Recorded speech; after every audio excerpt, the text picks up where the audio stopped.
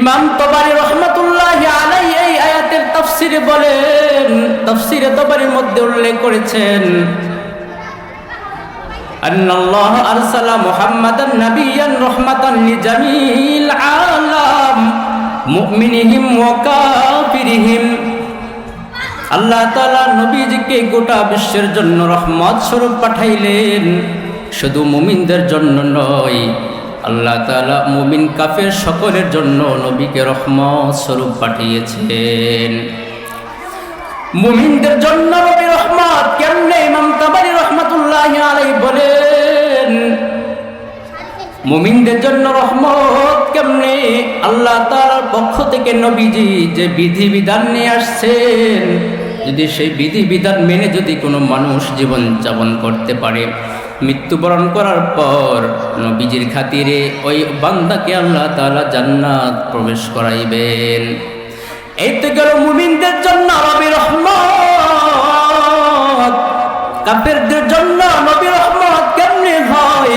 ইমাম তাবারী রাহমাতুল্লাহি আলাইহি তাফসীরে তাবারীর মধ্যে উল্লেখ করেছেন, ওয়া আম্মা কাফিরুহুম ফাকাদ দাফা আনহু আজিলাল বালা'i আল্লাযী কানা ইউনজিলু বিল উমামিল মুকাদ্দিবাতি রুসুলাহা মিন ক্বাবলি। আমাদের নবীর পূর্বের যত নবী রাসূল আল্লাহ পাঠাইছেন, সেই নবী রাসূলদেরকে যদি তার উম্মত মিথ্যাবাদী বলে আখ্যায়িত করত, ওই নবীদেরকে মিথ্যাবাদী বলার সাথে সাথে তার উম্মতদের উপর আযাব চলে আসতো, শাস্তি চলে আসতো। নবীদেরকে যদি কেউ মিথ্যাবাদী বলতো, নবীর বিরুদ্ধাচরণ করত, তাহলে সাথে সাথে আযাব চলে আসতো। কিন্তু আমাদের নবী মুহাম্মদুর রাসূলুল্লাহ সাল্লাল্লাহু আলাইহি ওয়াসাল্লামের খাতিরে আজকে কত জুলুম করা হয়, কত অন্যায় করা হয়, তারপরও কিন্তু আল্লাহ তাআলার পক্ষ থেকে শাস্তি আসে না। তার এক নাম্বার কারণ হলো আমাদের নবী মুহাম্মদুর রাসূলুল্লাহ সাল্লাল্লাহু আলাইহি ওয়াসাল্লামের খাতিরে। জনাবে মুহাম্মদুর রাসূলুল্লাহ সাল্লাল্লাহু আলাইহি ওয়াসাল্লাম আল্লাহ তাআলা কত সম্মান দিয়েছেন। যেই নবীর উপর কুরআন অবতীর্ণ করেছেন, কুরআন সবচেয়ে বড় কিতাব।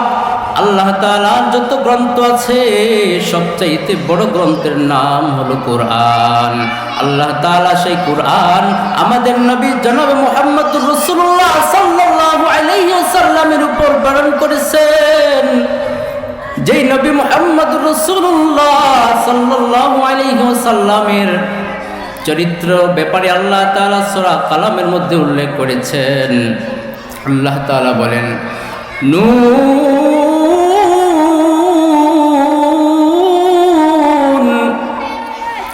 ওয়াল কলামি ওয়া মা ইয়াসতুরুন।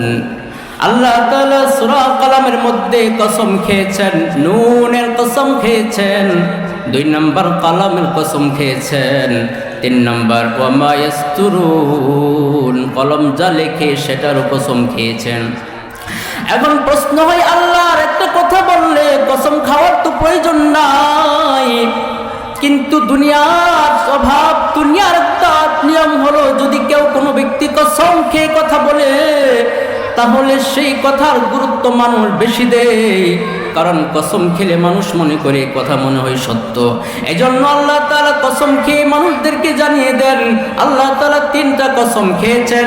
1 নম্বর নুন, 2 নম্বর কলমের কসম, 3 নম্বর কলম যা লেখে সেটার কসম খেয়ে আল্লাহ তাআলা বলেছেন, মা আনতা বিনি'মাতি রাব্বিকা বিমাজনুন। নবী, আপনি আপনার প্রভুর অনুগ্রহে আপনি পাগল নন। এটা আল্লাহ তাআলা বলেছেন কখন? যখন নবীজি মানুষদের কাছে দ্বীনের দাওয়াত দিতে শুরু করে দিয়েছেন, তখন আরবের লোকেরা বলতে শুরু করলো, নবী মুহাম্মদ তো সত্যবাদী, আল আমিন। নবীজি যখন দ্বীনের দাওয়াত দেন নাই, দ্বীনের দাওয়াত দেওয়ার পূর্বে আরবের সকল কাফের মুশরিক সবাই এক বাক্যে বলতো, নবীজি আল আমিন। আল আমিন মানে সত্যবাদী। মানে নবীজির চাইতে কেউ সত্যবাদী নাই।